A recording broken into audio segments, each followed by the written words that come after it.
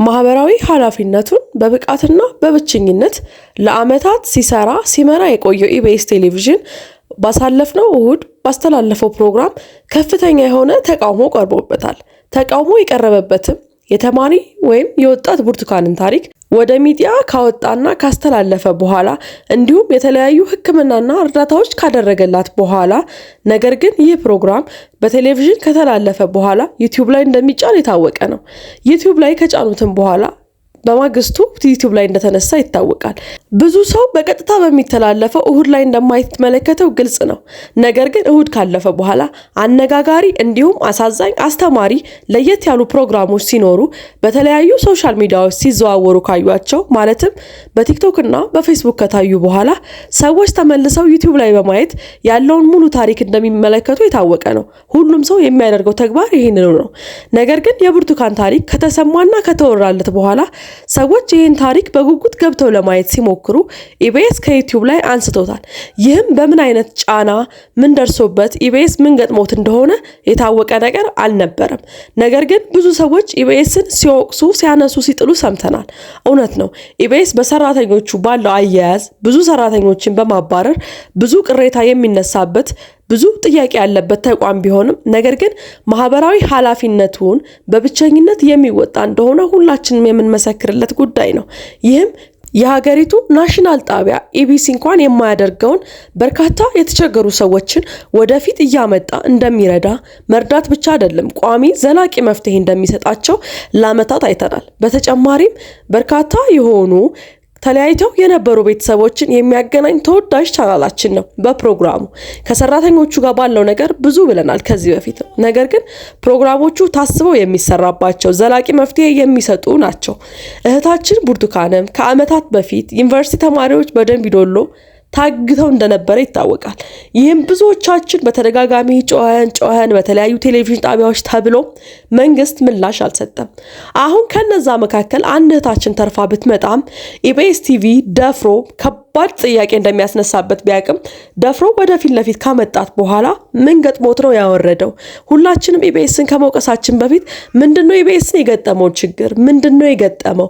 ማን ነው ይህንን አስገዳጅ ነገር ያደረገው ብለን ከኢቢኤስ ጎን እኩል ቆመን መጠየቅ ሲገባን፣ ነገር ግን ይህንን ድንቅ ታሪክ እንድንሰማ ሌሎችም ልጆች ተረስቶ የነበረውን ጥያቄ ድጋሚ እንድናነሳ ላደረገን ኢቢኤስ ጀርባችንን መስጠት ተገቢ አይደለም ባይነኝ። እንደኔ የኔን ሀሳብ የምትቃወሙ ካላችሁ የምትደግፉ ካላችሁ አስተያየታችሁን ኮሜንት ሴክሽን ላይ አስቀምጡልኝ።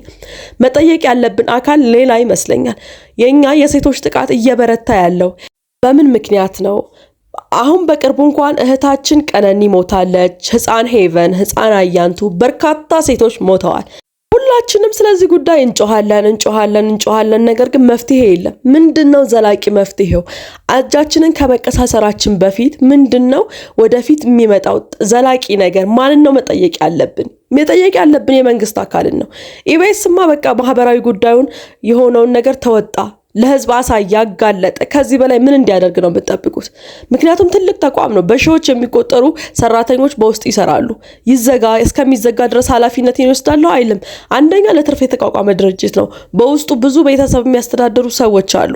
ኃላፊነት አለበት። ስለዚህ እዚህ ድረስ ካመጣልን መጠየቅ ያለብን አካል ሌላ ነው። ኢቢኤስ ላይ ይህን ያህል ጫና ማሳደሩ ተገቢ ነው ብዬ አላምንም፣ እንደኔ ማለት ነው። ስለዚህ የብርቱካን ጉዳይ እዚህ ድረስ ከደረሰ እኛ የምንጠይቀው ለአካል ሌላ ሆኖ እያለ ለምን? በጣም ብዙ አሉ። በርካታ የቀነኒ ጉዳይም አሁን አለ። እንደውም አሁን ይሄ ጉዳይ ይሄ አጀንዳ እንዳያስረሳው እፈራለሁ። ሌሎች የቀሩት እህትና ወንድሞቻችንስ ከብርቱካን ጋር የነበሩት የት አሉ ብለን መጠየቅ አለብን። አሁን ነው ሰዓቱ፣ ጊዜው አሁን ነው። በዚህ ጥያቄ መሰረትም ታዲያ በርካቶቻችሁ ተቃውሞ ልታደርሱብኝ ትችሉ ይሆናል። ግን አይናችንን እንክፈት።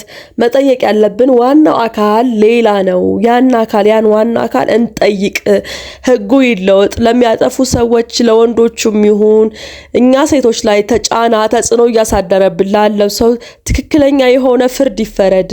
ትክክለኛ የሆነ ነገር ይሰጥ። የማያዳግም እርምጃ ይሰጥ ነው ዋናው ነገር እንጂ የሆነ ነገር በወጣ ቁጥር እንደዚህ እጃችን እየተቀሳሰርን ወደ ፊት ለፊት ያወጡልን ሚዲያዎች እንደዚህ የምናረግ ከሆነ ሌላ ጊዜ እንደዚህ አይነት ጉዳዮች ሲመጡም ጀርባ ነው የሚሰጠው ኢቢኤስ። ምክንያቱም ከጎኑ አልሆንንማ።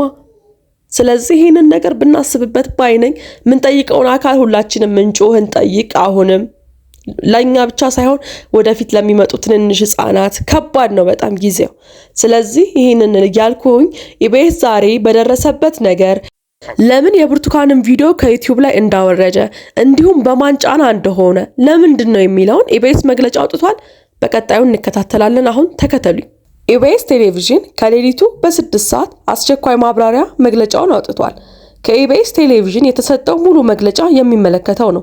እንደሚታወቀው ጣቢያችን ኢቢኤስ ቴሌቪዥን መጋቢት 14 ቀን 2017 ዓ.ም እሁድን በኢቢኤስ በተሰኘው የመዝናኛ ዝግጅታችን ውስጥ በሚተላለፈው የአዲስ ምዕራፍ ፕሮግራሞች በተላለፈ አንድ ዝግጅት በርካታ አስተያየቶችንና ጥያቄዎችን ከተለያየ አቅጣጫ እየደረሰብን ይገኛል።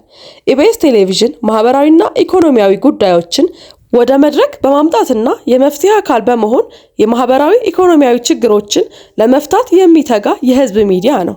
ሚዲያው ከሰራቸው ስራዎች አንዱ ድጋፍ ለሚሹ የህብረተሰብ ክፍሎች ታሪክ በማቅረብና የበኩሉን ድጋፍ በማድረግ ህዝቡን በማስተላለፍ ግለሰባዊ ብሎም ሀገራዊ ችግሮችን ለመፍታት የሚቻለውን ጥረት ሲያደርግ ቆይቷል።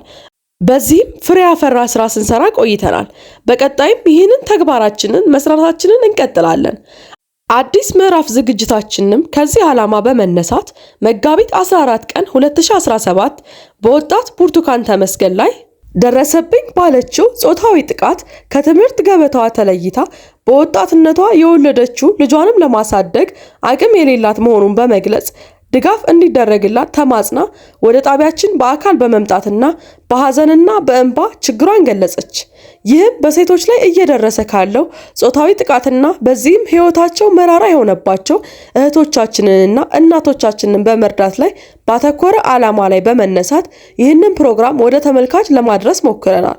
ሆኖም ፕሮግራሙ ከተሰራጨ በኋላ ፍጹም ኢሞራላዊ በሆነ መልኩ ይህንን የሰብአዊ ተግባር ያለውን ፕሮግራም አስነስቶ በመጠቀም የእኛን ሆነ የተመልካቾቻችንን በረቀቀ መንገድ በማዛባት የተሳሳተ መረጃ እንድናቀርብ የተሰራ እንደሆነ ከስርጭቱ በኋላ በወጡ መረጃዎች ለመረዳት ችለናል።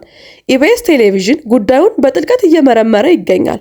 በወቅቱ በአካል መጥታ ችግራችንን የተናገረችው ወጣት ብርቱካን ተመስገን ደረሰብኝ ባለችው ጥቃት ሰቆቃ ፍጹም ሰብአዊነት በተሰማው መንገድ ያቀረበችልን መረጃ ተንተርሰን ይችን ወጣት ወደ አዲስ የህይወት ምዕራፍ ለማሸጋገር ጥረት አድርገናል። ሆኖም ባለታሪኳ ላይ እየወጡ ያሉ መረጃዎች የሚያሳዩት የተለየ ሆኖ አግኝተነዋል። ይህ ስህተት እንዲፈጠር ክፍተት የፈጠረ አካል ተገቢውን ህጋዊ እርምጃ እንዲወሰድበት ጣቢያችን ከህግ አካላት ጋር ይተባበራል። ጉዳዩን ለማጣራት ለሚፈልግ ማንኛውም ህጋዊ አካል ሚዲያችን ተባባሪ እንደሚሆን ይገልጻል። ቀጣይ መሰል ስህተቶች እንዳይፈጠሩ ለማድረግ የሚያስችል ስርዓት ለማጠናከር ቃል እየገባን ለተፈጠረው መረጃ መዛባት ኢቢኤስ ቴሌቪዥን ይቅርታ ይጠይቃል። ተጨማሪ መረጃዎች እንዳገኘን በድጋሚ እናሳውቃለን። ኢቢኤስ ቴሌቪዥን ማኔጅመንት ይህንን አይነት መግለጫውን ኢቢኤስ ቴሌቪዥን አውጥቷል። ነገር ግን እውነትም ብርቱካን እየዋሸች ከሆነ ወይ ደግሞ ብርቱካን እንደተባለው ከታገቱ የደንቢ ዶሎ ተማሪዎች መካከል አንዷ ሆና እያለ መንግስት ይሄ ጉዳይ ታፍኖ ከሆነ ኢቢኤስም ለዚህ ተባባሪ ሆኖ ከሆነ ጊዜ የሚያወጣው ጉዳይ ነው። እኛም ይህንን እየተከታተልን ወደ እናንተ እናደርሳለን። ነገር ግን ኢቢኤስ ብርቱካን የደንቢ ዶሎ ተማሪ ሆና አቅርባት ከሆነና ለችግሯ መፍትሄ እንዲገኝላት አድርጎ ከሆነ በብቸኝነት ይህንን ተግባር ያጋለጠው በመሆኑ ሊመሰገን ይገባል። ይህንን ጉዳይ እየተከታተልን ወደ እናንተ የምናደርስ ይሆናል። ሀበናብ ክሮኒክልስን ሰብስክራይብ ካላደረጉ ሰብስክራይብ በማድረግ እንዲሁም ቪዲዮዎቻችንን ላይክ፣ ሼር በማድረግ ቤተሰብ ይሁኑ። ሌላ ጊዜ የምንለቃቸው ቪዲዮዎችም ቶሎ ቶሎ እንዲደርሳችሁ የደወል ምልክቷን መጫን አትርሱ። ሀበናብ ክሮኒክልስ እንዲህ ያሉ ወቅታዊ፣ ማህበራዊ፣ አዝናኝ፣ አስተማሪ የሆኑ ፕሮግራሞችን ወደ እናንተ የሚያደርስ ቻናላችን ስለሆነ ቤተሰብ ሁኑ። እንዲሁም ከዚህ በፊት የሰራናቸውን ቪዲዮዎች በመግባት መመልከት ትችላላችሁ። መልካም ቀን።